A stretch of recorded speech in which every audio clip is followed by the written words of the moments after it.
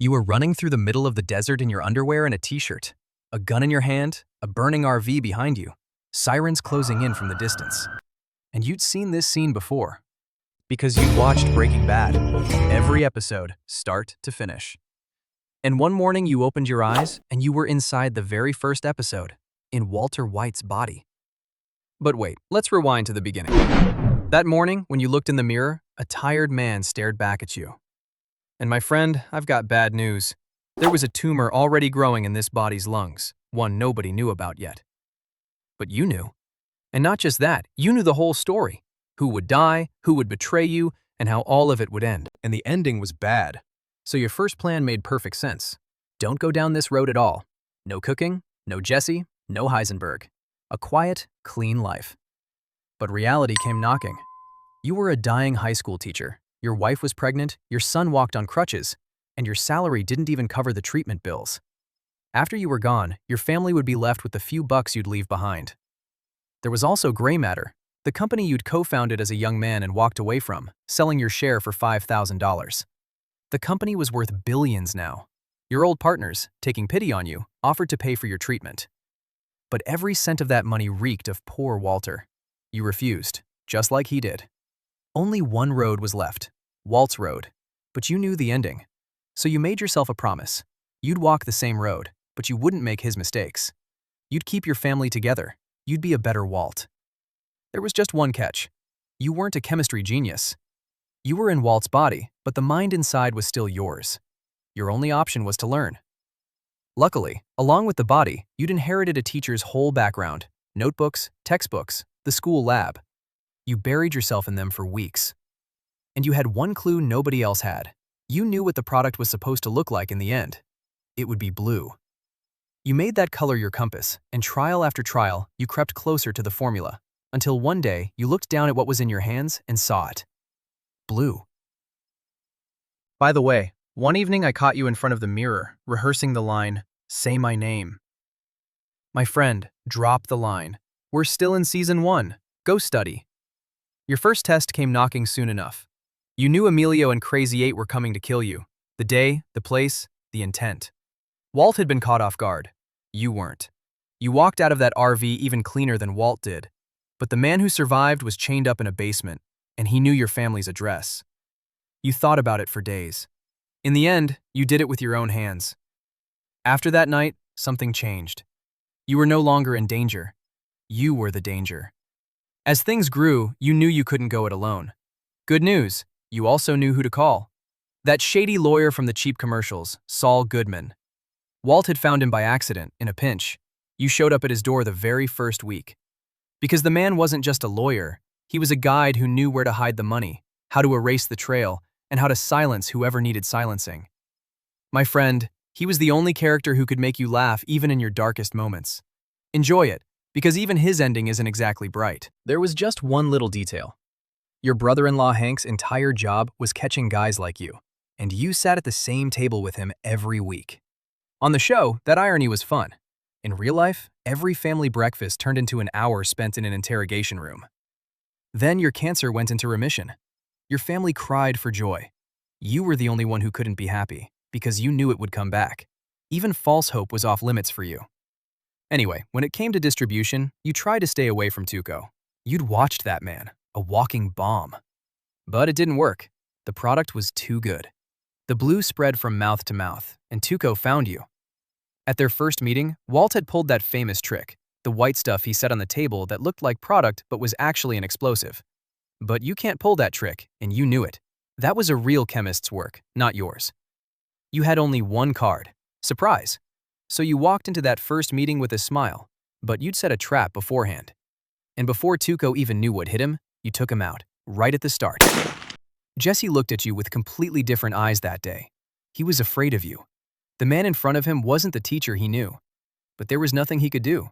He was already your partner, and you were now something there was no coming back from. And there was a truth you couldn't ignore. The thing you called business was other families' funerals. You knew that too. You kept going anyway.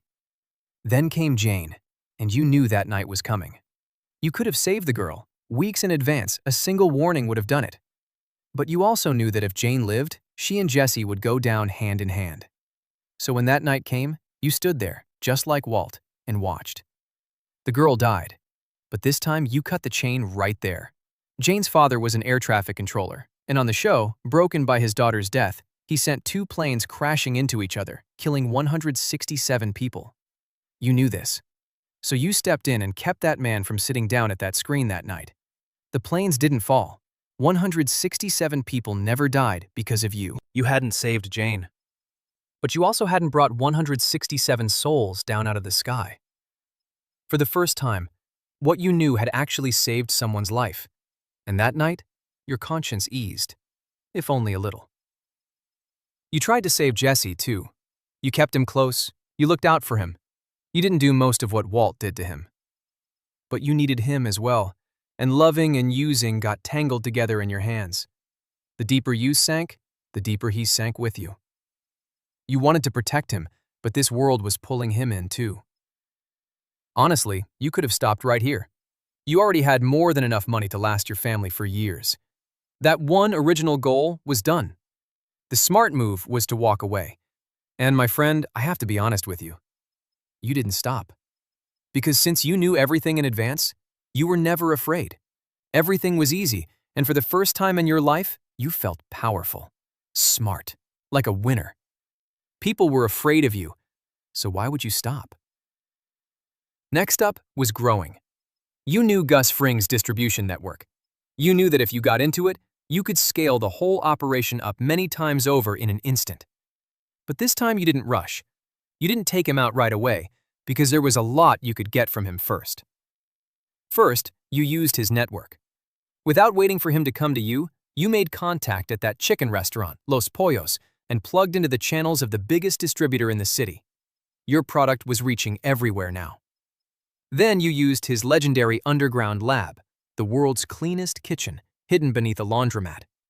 There, with no fear of getting caught, you cooked the purest, bluest product of your life. The money was beyond counting now, but you knew Gus would kill you in the end too. So after squeezing every last drop out of him, you moved before he could reach you, and you took him out, just like Tuco. Whatever was left was now yours. At home, there was another front. You knew that as the lies grew, Skylar would drift away from you and finally fall into Ted's arms. You didn't let it happen. Before anything could even start, on his birthday night no less, you quietly removed Ted from your lives. Quite the birthday song for him. But you never forgot Skylar's potential either. She was a woman who could lie without blinking, spin a story, work the books. And she was also the person who could protect your children best. When the time came, you didn't keep her out of it. You handed her the laundering. You bought the car wash, and she kept the books. Your wife wasn't just your wife anymore. She was your partner. When Gus was gone, so was his supply of raw material. But to keep producing at that scale, one thing was essential: methylamine. And you knew you could get it through Todd. You knew one more thing, too. During that job, Todd was going to get rid of a little kid who saw what happened. You didn't let it. Beforehand, quietly, you emptied the magazine of Todd's gun. When the time came and he pulled the trigger, the gun came up empty. The kid ran off. He was alive. In this city, gangs smelled money like sharks. Because of the changes you'd made, the order of events had shifted, but the direction hadn't. Todd's gang was going to come after you sooner or later. You didn't wait. Before they could even come to you, you wiped them all out at once, in the junkyard where they holed up. What was left was that famous clue from the show. In your bathroom, that book with an inscription written in it. On the show, Hank found it there and figured everything out. You'd already gotten rid of it. You closed off every leak you knew about, one by one. You'd protected both Hank and Jesse. Everything was fine. The storage unit you'd rented was packed to the brim with cash.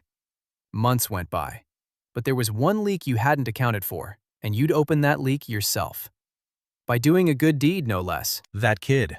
The kid you saved told them what he'd seen. A train robbery.